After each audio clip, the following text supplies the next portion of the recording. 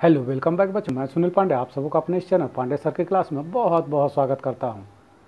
आज हम लोग पढ़ने जा रहे हैं कक्षा 9 की पुस्तक इतिहास की दुनिया, अध्याय 4 विश्व युद्धों का इतिहास, भाग 1।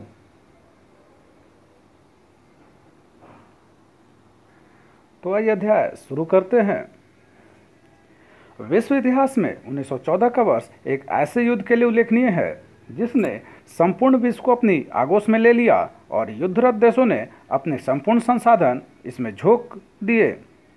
विश्व के लगभग तमाम देश इससे प्रत्यक्ष और अप्रत्यक्ष रूप से प्रभावित हुए। इस युद्ध ने कई देशों के राजनीतिक, आर्थिक स्थिति और नक्शे बदल दिए। इस युद्ध के कारणों को निम्नलिखित रूप में खोजा जा सकता है। तो आइए देखते हैं साम्राज्यवादी प्रतिस्पर्धा। औद्योगिक क्रांति के बाद से ही बाजारों के विस्तार के लिए उपनिवेशों के निर्माण की प्रक्रिया शुरू हो गई थी। ऐसे में पूर्व के साम्राज्यवादी आधिपत्य को चुनौती दिए बिना नए औपनिवेशिक क्षेत्र का निर्माण संभव नहीं था। इस दौर में जर्मनी और इटली का प्रवेश बहुत बाद में हुआ। इस कारण उन्हें कम ही उपनिवेश हाथ लगे, लेकिन उनकी साम्राज्यवादी लिप्सा रुकने का नाम नहीं ले रही थी। 1914 ईस्वी तक जर्मनी औद्योगिक क्षेत्र में काफ़ी प्रगति कर चुका था।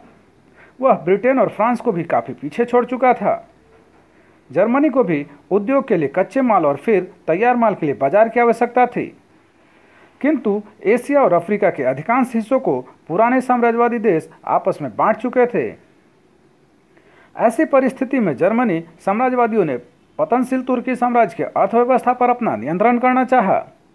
इसके लिए जर्मनी ने तुर्की के सुल्तान से बर्लिन से बगदाद तक रेलवे लाइन बिछाने की योजना पर स्वीकृति चाही। जर्मनी की इस योजना का फ्रांस तथा रूस ने विरोध किया। इधर 1905 के रूस जापान युद्ध में जापान के विजय से जापान की साम्राज्यवादी महत्वाकांक्षा और परवार चढ़ने लगी।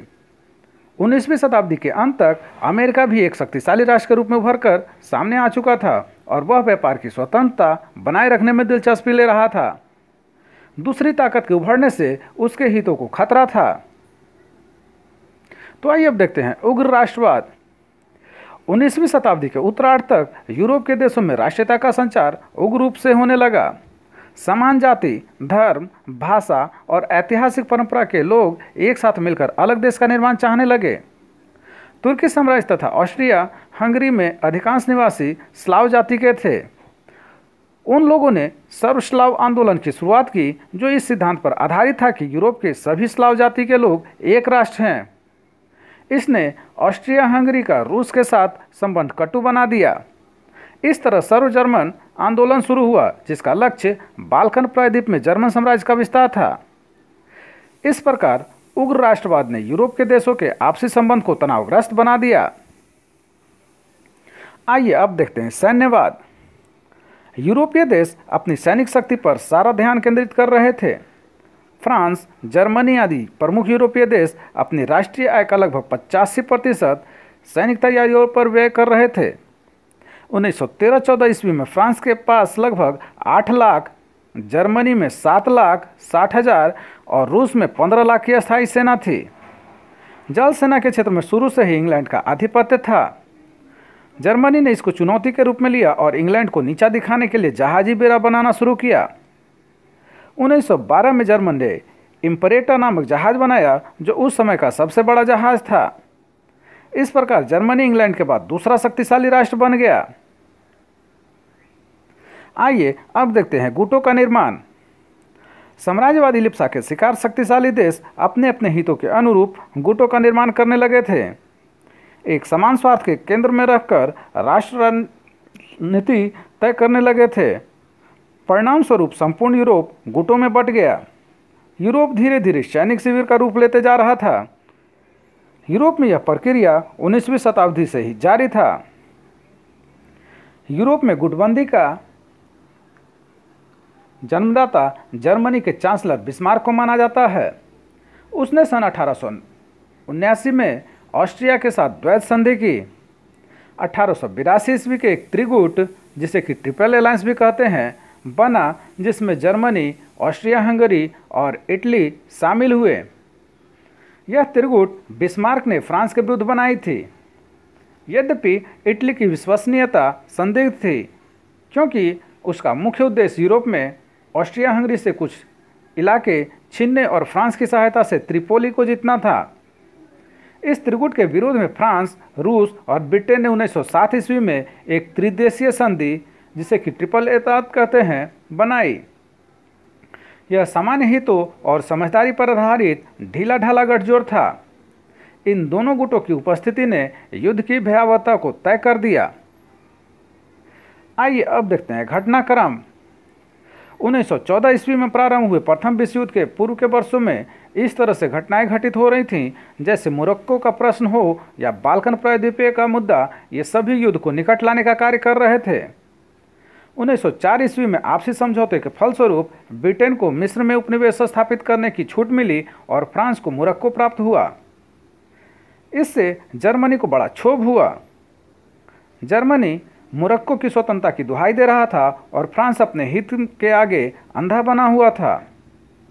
1911 ईस्वी में फ्रांस ने मोरक्को के अधिकांश भाग पर अधिकार कर लिया। 1904 ईस्वी में ऑस्ट्रिया ने तुर्की पर अपना अधिकार जमा लिया। इस क्षेत्र को सर्बिया भी लेना चाहता था। वह बाल्कन क्षेत्र में एक संयुक्त स्लाव राज्य काम करना चाहता था।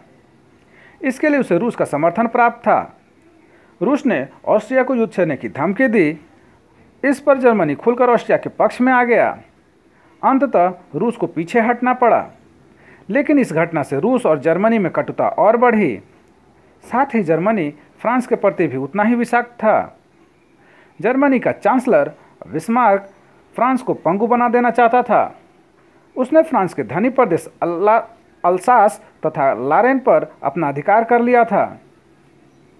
जर्मनी ने मोरक्को में भी फ्रांस का डटकर विरोध किया था। फलतः यह खाई बढ़ती गई। इसने विश्व युद्ध को और नज़दीक कर दिया। तो आइए अब देखते हैं युद्ध की शुरुआत। युद्ध की शुरुआत एक मामूली घटना से हुई। अगर संपूर्ण यूरोप गुटों में न बटा होता और कटुता और विद्वेष का माहौल पहले से व्याप्त न होता तो शायद यह घटना नहीं हो पाती। 28 जून 1914 को आर्क ड्यूक फर्डिनेंड की बोस्निया की राजधानी सराजेवो में हत्या हो गई। ऑस्ट्रिया ने इस घटना के लिए सर्बिया को जिम्मेदार ठहराया और सर्बिया के समक्ष मांगे रखीं। सर्बिया ने स्वीकार करने से इनकार कर दिया, क्योंकि इसे वह स्वतंत्रता पर कुठाराघात समझता था। फलतः 28 जुलाई 1914 को ऑस्ट्रिया ने सर्बिया के खिलाफ युद्ध की घोषणा कर दी। रूस ने सर्बिया को पूर्ण सहायता का वचन दिया और युद्ध की तैयारी करने लगा। जर्मनी ने 1 अगस्त 1914 को रूस और 3 अगस्त 1914 को फ्रांस के खिलाफ युद्ध की घोषणा कर दी। फ्रांस पर दबाव डालने के लिए जर्मन सेनाएं 4 अगस्त को बेल्जियम में घुस गई। उसी दिन ब्रिटेन ने जर्मनी के खिलाफ युद्ध की घोषणा कर दी और इस तरह यह व्यापक रूप धारण करने लगा।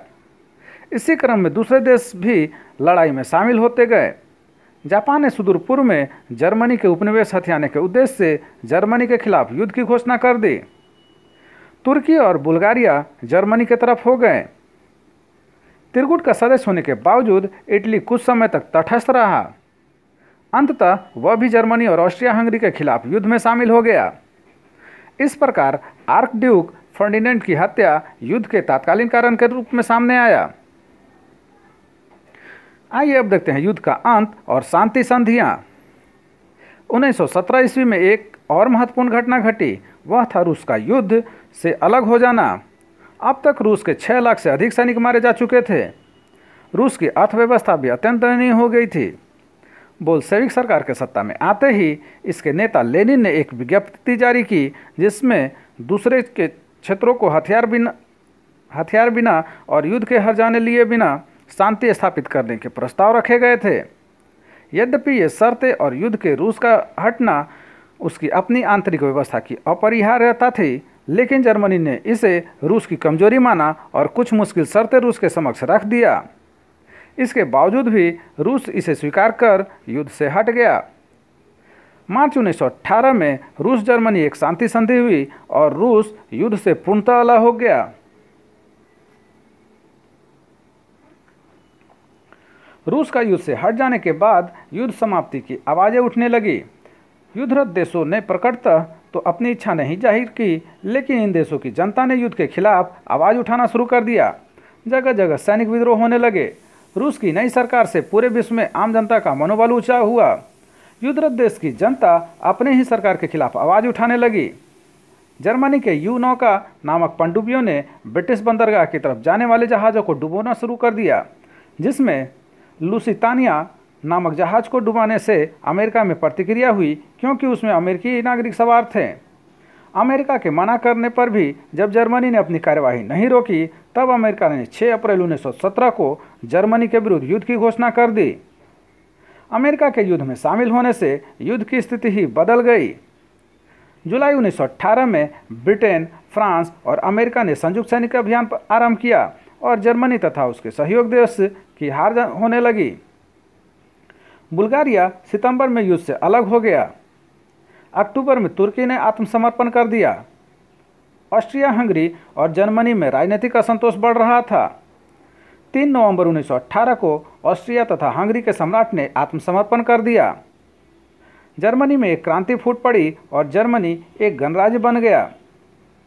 जर्मन सम्राट कैसर विलियम द्वितीय पलायन कर हॉलैंड चला गया। नई जर्मन सरकार ने 11 नवंबर 1918 को युद्ध विराम संधि पर हस्ताक्षर किए और इस प्रकार युद्ध समाप्त हो गया। ऐसे में अमेरिका के राष्ट्रपति वुडरो विल्सन ने जनवरी 1918 में शांति का एक कार्यक्रम प्रस्तुत किया, जो 14 सूत्रों के नाम से चर्चित हुआ।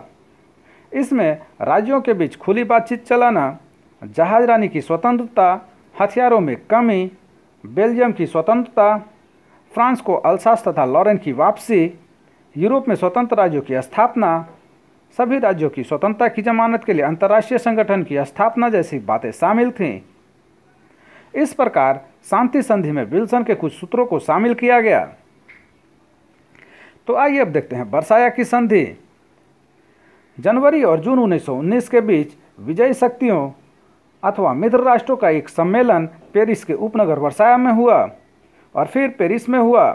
हालांकि इस सम्मेलन में 27 देश भाग ले रहे थे, लेकिन 3 देश ब्रिटेन, फ्रांस और अमेरिका ही निर्णायक भूमिका निभा रहे थे। अमेरिका के राष्ट्रपति वुडरो विल्सन, ब्रिटेन के प्रधानमंत्री लॉर्ड जॉर्ज और फ्रांस के प्रधानमंत्री जॉर्ज क्लीमेंसो, ये ही 3 प्रमुख व्यक्ति थे जो शांति संधि के शर्तें तय कर रहे थे और पराजित राष्ट्रों के मत्थे इसे मढ़ रहे थे। सम्मेलन में पराजित राष्ट्रों को कोई महत्व नहीं दिया गया। रूस को भी शांति संधि प्रक्रिया से बाहर रखा गया। मुख्य संधि जर्मनी के साथ 28 जून 1919 को हुई। इसे वर्साया की संधि के नाम से जाना जाता है। पराजित जर्मनी को संधि पर हस्ताक्षर करने के लिए मजबूर किया गया। संधि में जर्मनी को युद्ध का जिम्मेदार बताया गया। फ्रांस को अल्सास लॉरेन का क्षेत्र वापस दे दिया गया। जर्मनी की सार क्षेत्र की कोयला खदानें को 15 वर्ष के लिए फ्रांस को दे दिया गया तथा इसका प्रशासन राष्ट्रसंघ के अधीन कर दिया गया। जर्मनी को अपने युद्धपूर्व क्षेत्र का कुछ भाग डेनमार्क, बेल्जियम, पोलैंड और चेकोस्लोवाकिया को भी देना पड़ा। राइन नदी घाटी क्षेत्र को सेना रहित करने का फैसला किया गया। संधि के तहत जर्मनी की सेना 1 लाख तक सीमित कर दी गई। उससे वायुसेना और पनडुब्बियां रखने का अधिकार छीन लिया गया। जर्मनी के सारे उपनिवेश विजित राष्ट्रों ने आपस में बांट लिए। टोगा और कैमरून को ब्रिटेन और फ्रांस ने आपस में बांट लिया। दक्षिण पश्चिम अफ्रीका और पूर्वी अफ्रीका में स्थित जर्मन उपनिवेश ब्रिटेन, बेल्जियम, दक्षिण अफ्रीका और पुर्तगाल को दे दिए गए। प्रशांत क्षेत्र में स्थित उनके उपनिवेश तथा चीन में उसके सारे अधिकार क्षेत्र जापान को दे दिए गए। युद्ध के दौरान चीन मित्र राष्ट्रों का सहयोगी था और पेरिस सम्मेलन में उसका प्रतिनिधि भी शामिल हुआ था, परंतु जर्मनी के अधिकार या नियंत्रण करने वाले चीनी क्षेत्र चीन को नहीं लौटाए गए, बल्कि वे जापान को दे दिए गए। युद्ध में मित्र राष्ट्रों को जो हानि एवं क्षति हुई थी, उसका हर्जाना भी जर्मनी को भरना था। इसके लिए 6 अरब 10 करोड़ पाउंड की भारी रकम निश्चित की गई। जर्मनी के सहयोग के साथ अलग से संधियां की गई। ऑस्ट्रिया हंगरी को विभाजित कर दिया गया। ऑस्ट्रिया से कहा गया कि वह हंगरी, चेकोस्लोवाकिया, युगोस्लाविया और पोलैंड की स्वाधीनता को मान्यता दे। उसे अपने क्षेत्र भी इन देशों को और इटली को देने पड़े। बाल्कन क्षेत्र में अनेक परिवर्तन किए गए। अनेक राज्य बनाए गए और उनके बीच भूभागों का हस्तांतरण किया गया। बाल्टिक राज्य, जो रूसी साम्राज्य के भाग थे, स्वतंत्र घोषित कर दिए गए। तुर्की के साथ की गई संधि में तुर्की साम्राज्य को पूरी तरह छिन्न भिन्न कर दिया गया। ब्रिटेन को फिलिस्तीन और मेसोपोटामिया अथवा इराक दे दिए गए और फ्रांस को सीरिया दे दिया गया। क्षेत्रों और देशों का यह हस्तांतरण जिस व्यवस्था के तहत किया गया उसे शासन देश व्यवस्था कहा जाता है। सिद्धांत रूप में शासन देश जाने वाली शक्तियां अर्थात ब्रिटेन और फ्रांस को इन देशों का शासन चलाना था। वास्तव में उनका शासन उपनिवेशों की तरह किया जाने लगा। तुर्की के क्षेत्र का अधिकांश भाग यूनान और इटली को दे दिया गया और खुद तुर्की को एक छोटा सा राज्य बनाने का निर्णय लिया गया। इन शांति संधियों का एक प्रमुख अंग था राष्ट्र संघ अथवा लीग ऑफ नेशंस का पसंदीदा अमेरिका के राष्ट्रपति वुडरो विल्सन के 14 सूत्रीय सिद्धांत में इसकी चर्चा थी।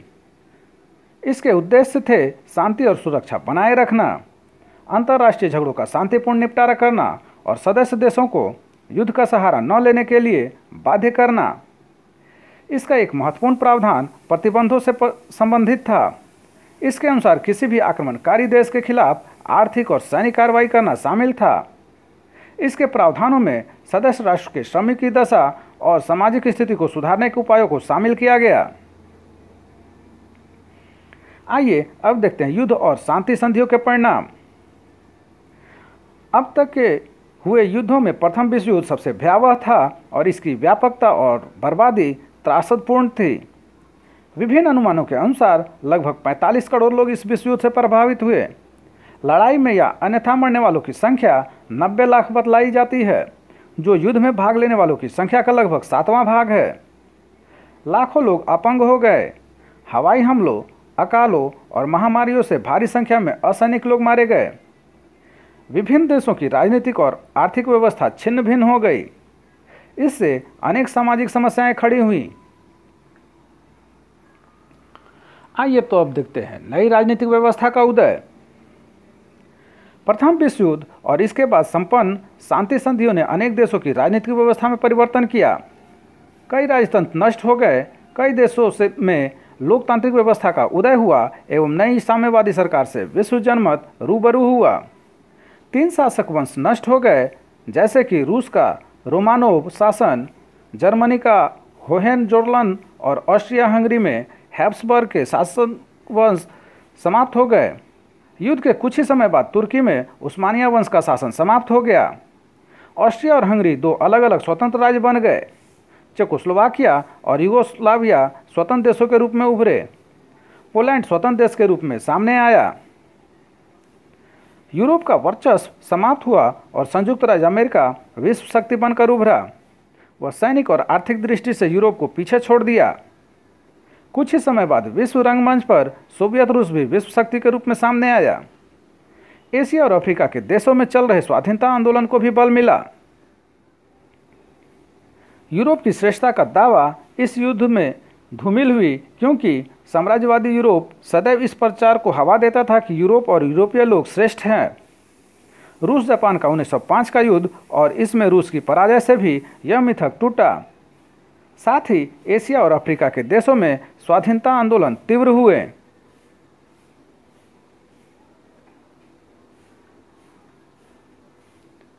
इस अध्याय के शेष भाग अगले वीडियो में देखेंगे। तो आप सबों को हमारा यह प्रयास कैसा लगा हमें ज़रूर कमेंट कर बताएं। हमारे इस चैनल पांडे सर की क्लास को जरूर से जरूर सब्सक्राइब करें और बेल बटन को दबाएं ताकि आने वाले वीडियो का नोटिफिकेशन आपको मिलता रहे। दूसरों के साथ इसे शेयर करें और हाँ, लाइक करना तो बिल्कुल ना भूलें। आपका लाइक करना ही हमारे मेहनत का फल है। धन्यवाद। Thank you.